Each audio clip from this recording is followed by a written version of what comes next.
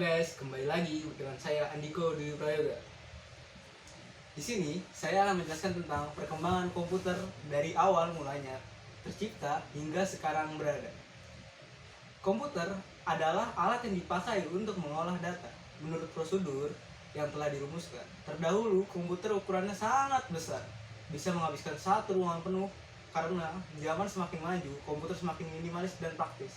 Versi pertama yaitu pada tahun 1946, terbuatnya dari tabung vakum. Komponen ini sangat tidak mendukung karena sangat cepat sekali panas dan memerlukan daya listrik yang sangat besar.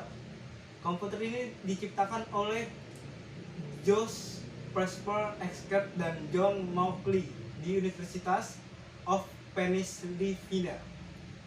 Mereka membangun komputer yang menggunakan 18.000 tabung vakum dan beratnya hingga 30 ton.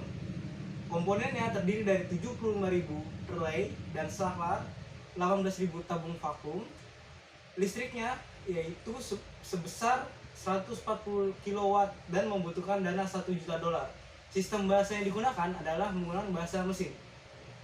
Komputer generasi kedua yaitu pada tahun 1959, terbuatnya dari transistor. Komputer ini lebih efisien dari tabung vakum dan hemat listrik. Kebanyakan digunakan dari universitas, perusahaan, dan pemerintah. Bahasa yang digunakan di komputer ini yaitu assembly dan bahasa simbolik. Komputer ini dikembangkan di laboratorium menggunakan energi atom, dapat mengatasi berbagai data di mana kemampuan ini diperlukan oleh peneliti atom. Komputer generasi ketiga yaitu pada tahun 1965 menggunakan integrated circuit. Teknologi ini menggeser fungsi transistor sebagai komponen dasar komputer. Namun transistor ini masih tetap digunakan, akan tetapi ukurannya lebih diperkecil. Komputer generasi ketiga ini menjadi komputer pertama yang dapat membuat operator berinteraksi menggunakan keyboard dan monitor dengan tampilan sistem operasi. Komputer generasi ketiga ini merupakan perkembangan melalui tahap yang sangat pesat dari komputer terdahulu hingga sekarang. Komputer generasi ketiga ini muncul pada era 1964 hingga 1970. Dalam penggunaannya, transistor membuat kinerja komputer cepat panas sehingga komputer generasi kedua mulai ditinggalkan. Komputer generasi keempat yaitu pada tahun 1971 dibuatnya dengan menggunakan komponen dasar bernama mikroprosesor. Chip mikroprosesor ini memiliki ribuan transistor dan beberapa macam elemen sirkuit yang mana saling terhubung menjadi satu Intel menjadi sebuah perusahaan yang paling berpengaruh terhadap perkembangan chip mikroprosesor. Karena mereka berhasil menciptakan Intel 4004 yang merupakan cikal bakal perkembangan komputer. Pada tahun 1971, IBM menciptakan komputer yang didesain khusus untuk pelanggan rumahan, sedangkan Apple mempublikasi Macintosh pertama kali pada tahun 1984, sebuah sistem operasi yang untuk dijalankan dari perangkat komputer. Banyak sekali kemajuan pesat yang terjadi pada generasi keempat ini, seperti diciptakannya MOS, Graphical User Interface atau GUI, hingga komputer jinjing yang disebut itu laptop. Prosesor yang disebut CPU selalu mengalami perkembangan dari waktu ke waktu hingga sekarang. Generasi kelima ini sebenarnya masih tahap pembangunan, di mana generasi ini akan mempunyai teknologi yang dibuat dengan berdasarkan kecerdasan buatan. Pengembangan komputer generasi kelima ini bertujuan untuk dapat menghasilkan komputer yang dapat merespon menggunakan bahasa yang digunakan manusia. Tidak cukup sampai di situ, komputer generasi ini diharapkan dapat mempelajari lingkungan di sekitarnya serta dapat menyesuaikan dirinya sendiri.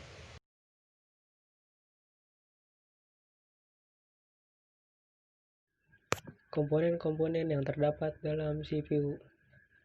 Ada 10 komponen yang terdapat di dalam Central Processing Unit atau CPU. CPU adalah rangkaian sirkuit elektronik yang sangat kompleks dan luas yang menjalankan instruksi program yang tersimpan. Semua komputer, besar dan kecil, harus memiliki unit pemrosesan pusat. 1. Casing CPU. Casing CPU biasanya terbuat dari plastik dan beberapa juga terbuat dari besi, stainless, dan lain sebagainya. Casing ini berguna untuk melindungi berbagai komponen-komponen yang terdapat dalam CPU.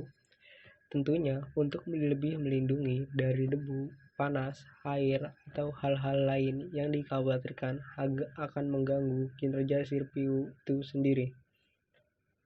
2. Motherboard. Motherboard ini merupakan sebuah papan sirkuit tempat berbagai komponen elektronik dan komputer lainnya dipasang dan bisa terhubung satu dengan yang lain. Adapun komponen-komponen yang menjadi bagian inti dalam motherboard ini adalah prosesor, sound card, video card, hard disk, dan lain sebagainya. 3. Prosesor. Prosesor salah satu komponen inti yang terdapat dalam CPU komputer. Sebab jika tidak ada prosesor, kemungkinan perangkat komputer tidak dapat bekerja sama sekali. Oleh sebab itu, banyak yang menyebutkan bahwa prosesor adalah otak dari komputer. Semua prosesor maupun perintah akan dikerjakan pada prosesor meskipun masih dengan bantuan komponen-komponen lainnya. Maka demikian, semakin tinggi kecepatan suatu prosesor, maka semakin cepat pula komputer dalam pemrosesan berbagai macam data. 4. Fan prosesor. Fan prosesor ini yang komponen yang sangat satu merupakan sebuah perangkat yang dipekerjakan untuk membangun kinerja suatu prosesor. Kipas prosesor berfungsi sebagai pendingin dan menjaga agar suhu prosesor tetap dingin dan stabil. Hal ini bertujuan agar perangkat prosesor komputer kita tidak dapat cepat overheat maupun rusak. Kelima, RAM. RAM atau Random Access Memory merupakan salah satu komponen yang terdapat pada bagian unit CPU. RAM juga memiliki kedudukan yang penting bagi perangkat komputer. Pasalnya, komponen yang satu ini bekerja sebagai tempat menampung data sementara yang telah diproses prosesor sebelum dilanjutkan kepada komponen-komponen lainnya. Satuan RAM biasanya menggunakan perhitungan byte, dan kapasitas RAM yang beredar di pasaran biasanya berkapasitas seperti berikut, yaitu 256 MB, 520 MB, 1 GB, 2 GB, 4 GB, 8 GB, dan yang lain-lain. Jenis memori yang masih diproduksi saat ini adalah DDR1, DDR2, DDR3, dan DDR4. Hard disk atau HDD. Hard disk juga berfungsi untuk menyimpan berbagai data dan juga menyimpan berbagai sistem operasi dari suatu perangkat komputer itu sendiri. Hard disk biasanya menggunakan perhitungan byte, dan semakin besar kapasitas hard disk, maka semakin banyak pula data-data konvensional yang dapat Anda simpan. Ukuran kapasitas hard disk yang beredar di pasaran biasanya bervariasi, mulai dari 250 GB, 500 GB, 1 TB, hingga 3 TB. 7. CD atau DVD ROM.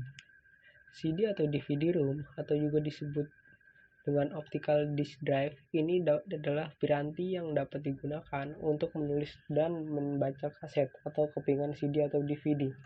Selain itu, CD atau DVD ROM juga dapat digunakan untuk memburning atau mengcopy CD dengan menggunakan berbagai software seperti Nero, Infrared Recorder, dan sebagainya. Terlepas dari itu, adapun format-format termasuk dalam CD atau DVD ROM adalah CD-ROM drive, CD sampai RW drive, DVD atau ROM drive, dan DVD RW drive. 8. VGA card, Video Graphic Adapter.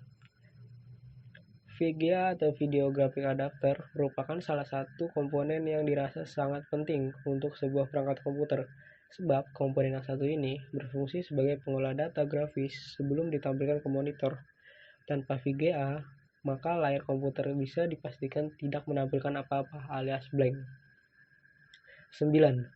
Sound card.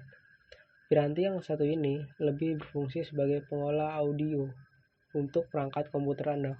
Sound card juga berfungsi sebagai prosesor audio, yang mana dapat mengubah sinyal analog atau sinyal digital yang masuk ke dalam input kartu dan menghasilkan audio atau suara pada sistem komputer Anda.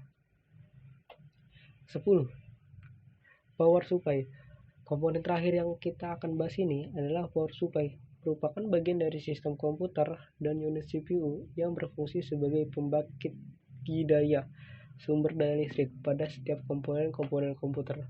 Selain itu, power supply juga berfungsi merubah tegangan DC menjadi AC sebelum dialirkan ke setiap komponen komputer itu sendiri.